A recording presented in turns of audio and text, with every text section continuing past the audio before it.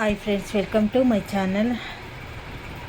ಆಸೆ ಧಾರಾವಾಹಿಯಲ್ಲಿ ಮುಂದಿನ ಸಂಚಿಕೆಯಲ್ಲಿ ಏನಾಗುತ್ತೆ ಅಂತ ಹೇಳಿ ತಿಳಿದುಕೊಳ್ಳೋಣ ಬನ್ನಿ. ರೋಹಿಣಿ ಮತ್ತು ಮೀನಾ ನಡುವೆ ಬೆಂಕಿ ಹತ್ತಿ ಉರಿಯುವಂತಹ ದೊಡ್ಡ ಜಗಳವೇ ನಡೆದಿದೆ.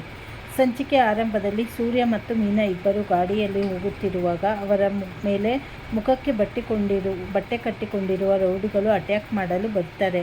ಆದರೆ ಸೂರ್ಯ ಮತ್ತು ಮೀನಾ ಅವರಿಂದ ಪಾರಾಗಿ ಆ ರೌಡಿಗಳನ್ನು ಬೆನ್ನು ಹತ್ತಿ ಹಿಡಿದು ಸರಿಯಾಗಿ ತನಿಖೆ ಮಾಡ್ತಾರೆ. ಆಗ ಸಿಕ್ಕಿಬಿದ್ದ ರೌಡಿಗಳು ತಮಗೆ ಈ ಕೆಲಸ ಮಾಡಲು ಹೇಳಿದ್ದು ಬೇರೆ ಯಾರೂ ಅಲ್ಲ, ಸ್ವತಃ ರೋಹಿಣಿ ಎಂದು ಸತ್ಯ ಬಾಯಿ ಬಿಡ್ತಾರೆ. ರೌಡಿಗಳಿಂದ ಸತ್ಯ ತಿಳಿಯುತ್ತಿದ್ದಂತೆ ಮೀನಾಳಿಗೆ ಕೋಪ ನೆತ್ತಿಗೇರುತ್ತದೆ.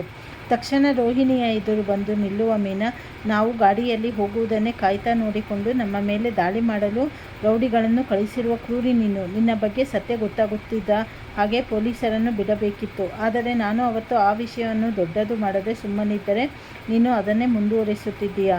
ನೀನು ಪ್ರತಿ ಸಾರಿಯೂ ನನ್ನ ಗಂಡನ ಮೇಲೆಯೇ ಗುರಿ ಇಡುತ್ತೀಯಾ. ರೋಹಿಣಿ, ಇದೆಲ್ಲ ಖಂಡಿತ ಚೆನ್ನಾಗಿರಲ್ಲ ಎಂದು ನೇರವಾಗಿ ರೋಹಿಣಿಯ ಮುಖಕ್ಕೆ ಹೊಡೆದ ಹಾಗೆ ಎಚ್ಚರಿಕೆ ಕೊಡುತ್ತಾಳೆ.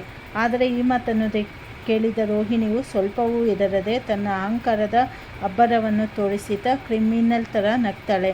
ನನ್ನ ಕುತಂತ್ರ ಏನಿದ್ದರೂ ಮನೋಜ್ ಅವರನ್ನು ಪಡ್ಕೊಳ್ಳೋದು ಮಾತ್ರನೇ ಹೊರತು ನಿಮ್ಮನ್ನು ಒಡೆಸುವುದಿಲ್ಲ. ನಿಮ್ಮನ್ನು ಒಡೆಸುವುದಕ್ಕೆ ನಾನು ಇಷ್ಟು ದಿನ ಕಾಯಬೇಕಿತ್ತ?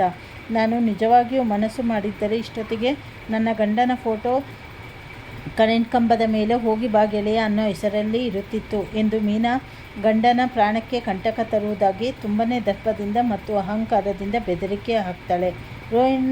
ರೋಹಿಣಿಯ ಈ ಅಹಂಕಾರದ ಮಾತಿಗೆ ಮೀನಾ ಮತ್ತು ಸೂರ್ಯ ಮುಂದಿನ ದಿನಗಳಲ್ಲಿ ಹೇಗೆ ಮಣ್ಣು ಮುಕ್ಕಿಸುತ್ತಾರೆ ಮತ್ತು ಮನೋಜ್ನನ್ನು ರೋಹಿಣಿ ಕೈಗೆ ಸಿಗದಂತೆ ಹೇಗೆ ಕಾಪಾಡ್ತಾರೆ ಎಂದು ಮುಂದಿನ ಸಂಚಿಕೆಗಳಲ್ಲಿ ನೋಡಬೇಕಾಗಿದೆ.